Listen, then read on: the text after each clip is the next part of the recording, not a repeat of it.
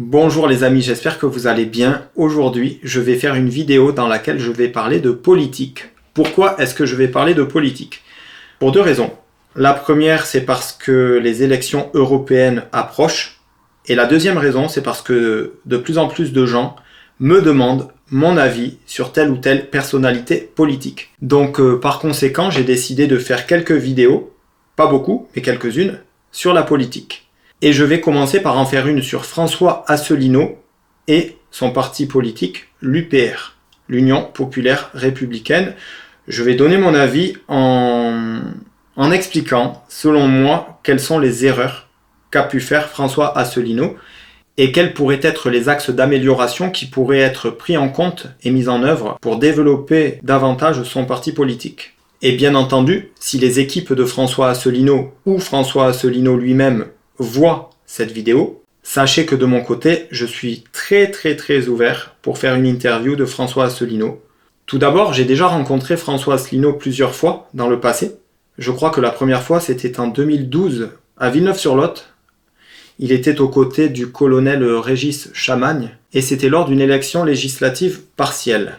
J'ai aussi rencontré François Asselineau dans le Gers lors d'une réunion publique en 2013 ou 2014. Je l'ai également rencontré à Toulouse en 2017, me semble-t-il, et j'ai dû le voir une ou deux autres fois lors de réunions publiques. Ça fait donc assez longtemps que je connais François Asselineau, même si l'on ne se connaît pas personnellement, je l'ai déjà rencontré à plusieurs reprises, je lui ai déjà parlé, j'ai déjà pu échanger avec lui, j'avais eu connaissance de l'existence de son mouvement politique en 2009 ou 2010, donc quelques années après la création de son mouvement politique.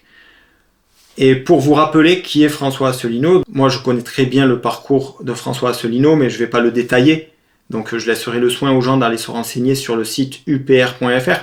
Mais brièvement, François Asselineau est donc haut fonctionnaire, inspecteur général des finances, il a fait l'ENA, il a fait HEC, il a été dans divers cabinets ministériels, il a été directeur de la délégation générale à l'intelligence économique au ministère des Finances, et il a créé son mouvement politique le 25 mars 2007, à l'occasion du 50e anniversaire du traité de Rome.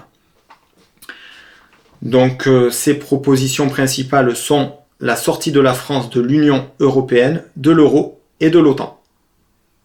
Il s'inspire du Conseil national de la résistance. Il considère être au-dessus du clivage droite-centre-gauche. Et il refuse de faire alliance avec quiconque ne souhaite pas les mêmes choses que lui. Mais selon moi, François Asselineau a fait plusieurs erreurs et continue à faire certaines erreurs. Je vais commencer par une première chose. L'image. Il faut impérativement travailler l'image. Je me souviens par exemple qu'en 2012, avant l'élection présidentielle, François Asselineau avait dit « Je ne ferai pas de régime ». Sous-entendu, François Hollande a fait un régime pour son image, et de mon côté, je n'en ferai pas.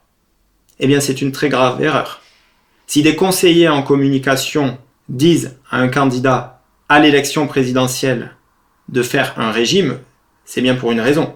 Et d'ailleurs, parfois, on peut avoir raison, mais les gens peuvent ne pas nous écouter juste à cause de notre image. Et on peut aussi avoir tort, et les gens peuvent nous écouter à cause de notre image.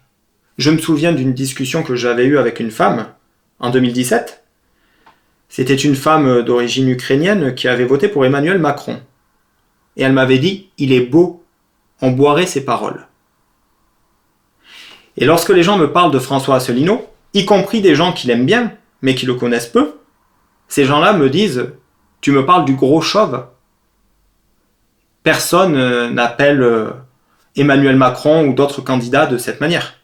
Alors lorsque les gens le disent, ce n'est pas méchant, mais c'est pour l'identifier.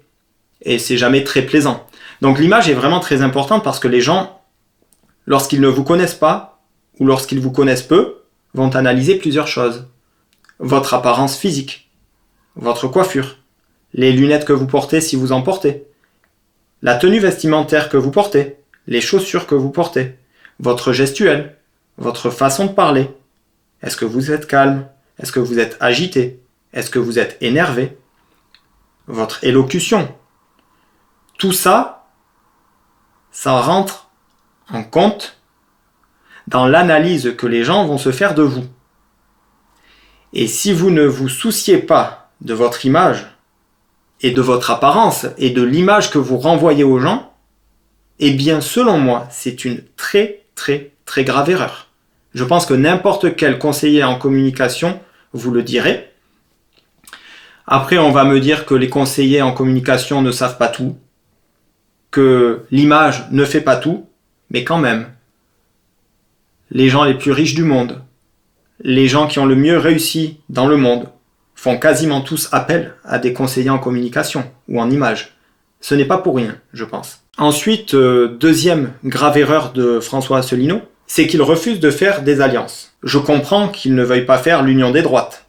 Je comprends qu'il ne veuille pas forcément s'associer avec des gens qui ne partagent pas à 100% ses idées. Mais le problème, c'est que dans ce cas, il va se fermer à lui une grande partie de l'électorat. Par exemple, s'il avait fait une alliance avec Nicolas Dupont-Aignan, Florian Philippot et Jean Lassalle, peut-être, je ne sais pas, je dis juste peut-être, que les résultats lors des élections auraient été meilleurs. Alors après, je le comprends d'un côté. Faire alliance avec des gens qui n'ont pas à 100% les mêmes idées que nous, ce n'est pas forcément une bonne chose. Mais d'un autre côté, si on ne fait pas des concessions et que l'on ne parvient pas à faire d'alliance, c'est très compliqué d'être entendu. Je pense que François Asselineau seul n'ira nulle part, Florian Philippot seul n'ira nulle part, Nicolas Dupont-Aignan seul n'ira nulle part. Je le déplore, mais c'est ainsi et c'est un fait. Donc, à charge pour chaque candidat de trouver un terrain d'entente et peut-être de s'allier pour œuvrer dans la création d'une liste commune lors des élections, pas européennes puisqu'elles vont passer, mais peut-être lors des prochaines élections présidentielles. Autre point sur lequel je suis totalement en désaccord avec François Asselineau, c'est qu'à une époque, je me souviens qu'il avait interviewé Étienne Chouard, et M. Asselineau ainsi que M. Chouard disaient qu'Internet était formidable et qu'Internet permettait, lorsqu'on était populaire dessus, de contourner l'occultation faite par les grands médias. C'était pas exactement dit dans ces termes, mais c'était le sens que ça avait. Pourtant, M. Asselineau a pu déplorer lui-même, puisqu'il en a fait les frais, et il continue à en faire gracieusement les frais, eh bien il a pu déplorer et constater de lui-même et par lui-même que sans les grands médias, on n'est quasiment rien. On ne vaut quasiment rien électoralement parlant. Le militantisme de terrain, c'est bien. Faire des vues et avoir la chaîne YouTube avec le plus grand nombre de vues sur toute la scène politique française, c'est excellent. Indéniablement, c'est excellent. C'est une très bonne chose. C'est une prouesse monumentale, bravo. Mais ça ne vaudra jamais un matraquage quotidien sur BFM TV ou CNews. Ça ne vaudra jamais, ça ne concurrencera jamais avec un JT de TF1 ou de France 2. Jamais. Autre erreur. Encore une autre. François Asselineau se moque des gens qui parlent de sujets qui ne sont pas sérieux. Quelque part, il a raison. Mais là encore, en politique, à mon humble avis, je pense que c'est une erreur. Il ne faut pas oublier que la plupart des gens ne sont pas très instruits, ne sont pas très cultivés, et se contrefichent de la politique. Il y a des gens qui s'en fichent, il y a des gens qui n'y croient plus, il y a des gens qui ne s'intéressent à aucun sujet sérieux. Tant que ça ne les touche pas, les gens ne s'y intéressent pas. Donc, c'est la raison pour laquelle, à mon humble avis, il faudrait que M. Asselineau continue dans sa lancée en faisant ce qu'il fait, de la manière dont il le fait, c'est-à-dire en abordant des sujets sérieux, en faisant des vidéos longues. C'est très bien, mais il faudrait aussi qu'il pense à la masse de gens qui ne s'intéressent pas à ce qu'il fait. Moi, ça ne me dérange pas de regarder des conférences de 3 heures ou 4 heures. Toutes les conférences de François Asselineau qui duraient 3 heures, 4 heures, 5 heures, je les ai toutes regardées. Toutes, dans le passé. Il y a 10-15 ans, je les ai toutes regardées. Mais moi, ça me passionne. La politique me passionne, l'économie me passionne, l'intelligence économique me passionne. Mais monsieur et madame tout le monde n'est pas passionné par la politique. Et là encore, monsieur et madame tout le monde se fait une idée de la politique, souvent une idée fausse. Monsieur et madame tout le monde entend quelque chose qui lui plaît chez tel ou tel candidat et va s'arrêter à ça pour voter pour ce candidat, sans chercher à aller plus loin, sans chercher à creuser. La plupart des gens sont ignorants sur la politique et pas que sur la politique d'ailleurs. Et c'est pourquoi il faut amener les gens à s'intéresser à des sujets sérieux en leur parlant de sujets pas sérieux. On peut par exemple parler de, je ne sais pas moi, des Jeux Olympiques, de football, parler du dernier combat de MMA à la mode, parler de... Je ne sais pas, il y a plein de sujets pas très sérieux, intéressants parfois, mais pas très sérieux, qui peuvent être mis sur la table. On peut parler de ces sujets en format court, en parler 1 ou 2 minutes, et dans la même vidéo, parler pendant 3, 4, 5, 6 minutes d'un sujet sérieux. Ainsi, ça ferait plein de vidéos, plein de petites vidéos, sur plein de sujets différents. Et ça intéresserait certainement la masse des gens qui ne s'intéressent pas trop à la politique, ou qui ne s'intéressent pas du moins à l'UPR et à François Asselineau. Par exemple, si demain on entendait François Asselineau donner son avis sur le combat de Cyril Gane face à John Jones ou sur le combat de Baki face à Cédric Doumbé, eh bien, je suis convaincu qu'énormément de monde s'intéresserait à François Asselineau et à l'UPR. Énormément de monde découvrirait François Asselineau et l'UPR. Énormément de monde dirait « Ah, mais en fait, François Asselineau s'intéresse aussi à ça. Ok, ce sujet est populaire. Ce mec, je le connais pas, mais au moins il s'intéresse à tel ou tel sujet populaire. » Et je suis sûr et certain qu'il monterait au fil du temps. Autre point, dans le passé, il m'est arrivé régulièrement de parler de François Asselineau avec des gens. Notamment avec des gens qui votent pour Jean-Luc Mélenchon ou qui votent pour le Rassemblement national. Ou bien d'autres qui votent pour Philippe Poutou, ça m'est arrivé aussi. Mais principalement avec des gens qui votent pour le Rassemblement national ou pour Jean-Luc Mélenchon. Et ces gens-là, systématiquement, je dis bien, me disaient « François Asselineau, je l'aime bien, j'aime bien son discours, je le connais peu, mais je ne voterai pas pour lui car je ne sais pas ce qu'il pense. Je ne sais pas ce qu'il pense sur tel sujet. Je ne sais pas ce qu'il pense sur tel autre sujet. Il dit qu'il n'en parle pas parce que c'est un sujet clivant. Mais les gens, pour voter pour vous, en général, doivent pouvoir s'identifier à vous. Les gens veulent savoir ce que vous pensez. Si vous parlez de l'immigration et que vous dites « Ah mais ça en fait moi je ne vous donne pas mon avis parce que c'est un sujet clivant et c'est les Français qui décideront lorsque nous serons arrivés au pouvoir. » Eh bien dans ce cas, vous aurez peu de chances que les gens votent pour vous. Car la plupart des gens voudront savoir ce que vous pensez. La plupart des gens veulent savoir. C'est comme ça. On sait que M. Asselineau veut quitter l'Union européenne, on sait que M. Asselineau est contre l'euro, on sait que M. Asselineau veut quitter l'OTAN, mais on ne sait pas si M. Asselineau est pour ou contre l'immigration. Pourtant, la plupart des Français considèrent aujourd'hui que l'immigration et l'insécurité sont 2 problèmes majeurs. Et on ne sait toujours pas, en 2024, quel est l'avis précis et personnel de M. Asselineau sur la question. Donc, je pense que M. Asselineau devrait réfléchir. Pareil, beaucoup de gens me disaient oui, mais François Asselineau, à part l'Union européenne, l'euro et l'OTAN, il n'y a rien. À part l'article 50, il n'y a rien. Alors oui, François Asselineau est très intelligent. François Asselineau, c'était le plus intelligent et le plus cultivé de tous les candidats. Mais j'ai pas voté pour lui. Il y a vraiment des gens qui m'ont dit ça. Notamment une personne que je connais qui vote pour Philippe Poutou, et une autre personne que je connais qui vote plutôt à droite et qui avait un très bon poste d'ailleurs.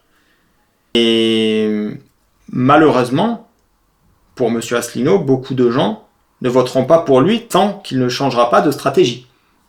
Pareil, pour passer dans les médias, il y avait des gens à l'époque qui disaient que l'attaché de presse ou les attachés de presse de l'UPR s'y prenaient mal. Alors je ne sais pas, est-ce que c'est vraiment dû à ça ou est-ce qu'il y a un blacklisting de la part des grands médias à l'égard de l'UPR? Ça je ne sais pas. Je ne me permettrai pas d'entrer dans ce jeu-là et de parler de ça puisque je ne sais pas. En tout cas, il y a bien quelque chose qui fait que François Asselineau a du mal à passer dans les grands médias. Il a du mal à percer, y compris lorsque des gens le connaissent. Mais il ne faut pas qu'il oublie que lorsque les gens le connaissent à lui, ils connaissent aussi plein d'autres candidats. Donc après, les gens font leur choix en fonction de ce qu'on leur propose, en fonction du discours qu'on leur transmet. Si le discours qu'on leur transmet, c'est seulement on va quitter l'Union européenne, l'euro et l'OTAN, le reste on verra plus tard, et tel ou tel sujet qui est important, certes, on n'en parle pas parce que nous en parlerons lorsque nous aurons récupéré notre souveraineté et c'est les Français qui décideront à ce moment-là.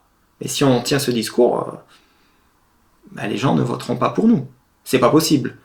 Tous les écologistes qui veulent savoir pour le nucléaire, sur l'énergie, je suis désolé, mais ils ne pourront pas voter pour François Asselineau tant qu'il ne se sera pas prononcé personnellement, lui, sur ce qu'il pense sur le sujet.